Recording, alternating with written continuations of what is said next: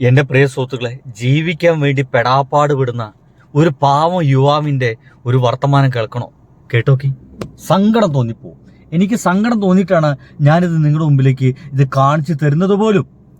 മുഹമ്മദ് അലി ജിന്നക്ക് ഏറ്റവും ഇഷ്ടമുള്ള ഭക്ഷണം എന്താണെന്നറിയോ? പന്നിയിറച്ചിയായിരുന്നു എന്ന് അദ്ദേഹം പറയാറുണ്ട്. ഒരു ഇസ്ലാമിക വിശ്വാസമുണ്ട്. എൻ്റെ പൊന്നു സുഹൃത്തുക്കളെ, നമ്മുടെ മുഹമ്മദ് അലി ജിന്ന, പാകിസ്ഥാൻ്റെ ആള്, മൂപ്പർക്ക് ഏറ്റവും കൂടുതൽ ഇഷ്ടം ഉണ്ടായിരുന്നത് പന്നിയിറച്ചിയായിരുന്നു. മുഹമ്മദ് അലി ജിന്ന എന്നൊക്കെയാണ് പേര്, ഇസ്ലാമിക നാമമാണ്. പക്ഷെ മൂപ്പര് ഏറ്റവും കൂടുതൽ കഴിച്ചിരുന്നത് പന്നിയിറച്ചിയാണെന്ന് പറയാൻ പറഞ്ഞു. ജീവിച്ചു പോണ്ടേ അല്ലേ?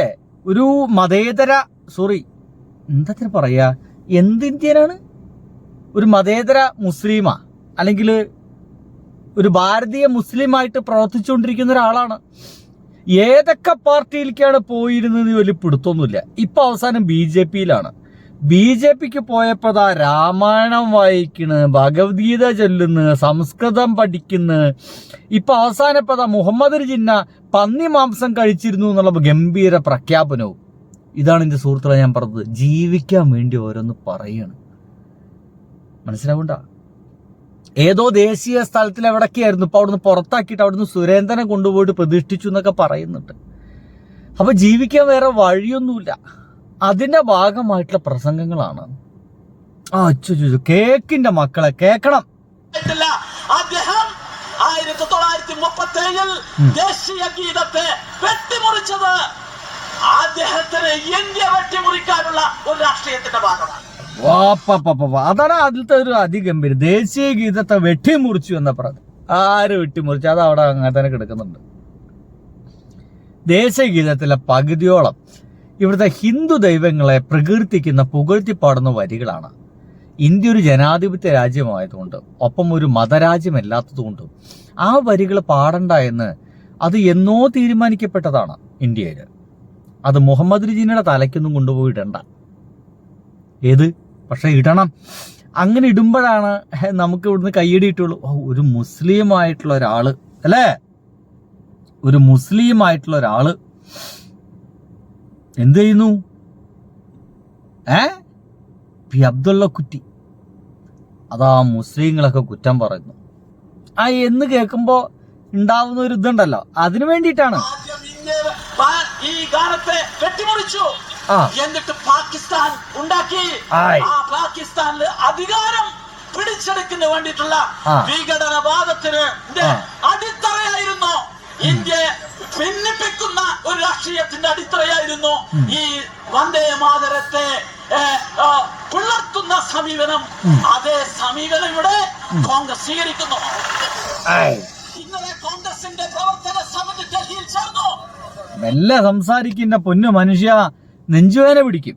നിങ്ങൾ ആ വർത്താനം കേട്ടോക്കിയ ഹൗ അവര് പ്രമേയം പാസാക്കി.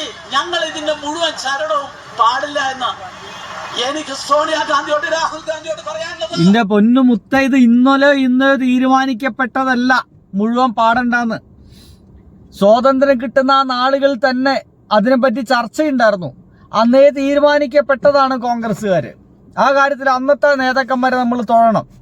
അവരന്നേ തീരുമാനിക്കപ്പെട്ടിട്ടുണ്ട് ഇത് ഫുള്ള് പാടണ്ട, ഇന്ത്യ ഒരു മതേതര രാജ്യമാണ്. ഫുള്ള് പാടുമ്പോൾ ഹിന്ദുക്കളെ മാത്രം പ്രതികരിക്കുന്ന പരിപാടിയാവും. അത് ശരിയല്ല.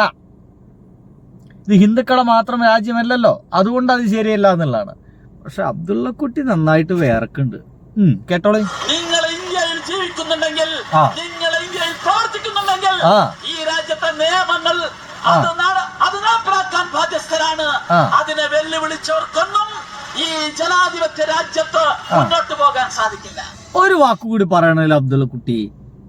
ബാക്കിയുള്ളവരെല്ലാം പാകിസ്ഥാനിലേക്ക് പോകണം. ആ വാക്ക് സാധാരണ അങ്ങനെയല്ല പറയേണ്ടത് അല്ലേ? പാകിസ്ഥാനിലേക്ക് പോ എന്ന് പറയണ്ടേ? എവിടെ എവിടെ എവിടെ എവിടെ എന്താണ് ഇന്ത്യയിൽ സംഭവിച്ചത്? എവിടെ ഇന്ത്യയിൽ സംഭവിച്ചത്? വന്ദേ മാതരം ഗീതത്തെ പിളർത്തിയ, ഇന്ത്യയെ പിളർത്തിയ മുഹമ്മദ് അലി ജിന്നയുടെ ഈ വിഭജനത്തിന് ശേഷം വന്ദേ മാതരം പാടാൻ പറ്റില്ല എന്ന് പറഞ്ഞവരൊക്കെ അങ്ങ് പാകിസ്ഥാനിൽ പോയി.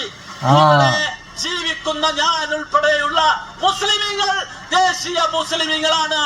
ഞങ്ങൾ ഈ ഗാനം പൂർണ്ണമായും പാടിക്കൊണ്ട് ഈ പെറ്റു വീണ മണ്ണിൽ മരിച്ചു വീഴുമെന്നാണ് ഈ സദസ്സിന്റെ മുന്നിൽ എനിക്ക് പറയാനുള്ളത്.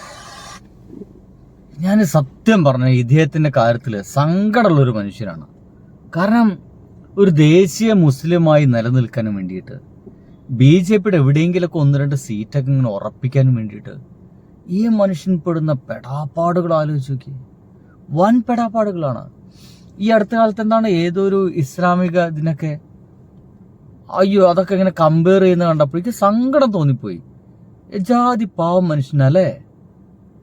ഔ വേറെ സീറ്റ് എവിടെയൊക്കെ കിട്ടും, കരയണ്ട, ഇതിലൊക്കെ ചെയ്തു തരും അവര്. കമ്മ്യൂണിസ്റ്റ് പാർട്ടിയിലൊക്കെ ആയിരുന്നു പണ്ട്. ആദ്യം കോൺഗ്രസ്സിലായിരുന്നു അല്ലേ, പിന്നെ കമ്മ്യൂണിസ്റ്റ് പാർട്ടിക്ക് വന്ന്, പിന്നെ എങ്ങോട്ടാ പോയേ, പിന്നെ നേരെ BJPക്ക് പോയി. പക്ഷെ വീട്ടിലൊക്കെ അവസാനം അവിടെ ചെന്നിട്ടാണ് അടയുന്നത്. ഇങ്ങനത്തെ കുറെ വർഗങ്ങളൊക്കെ അടിയുന്ന സ്ഥലം അവിടെയാണ്. ബൈ.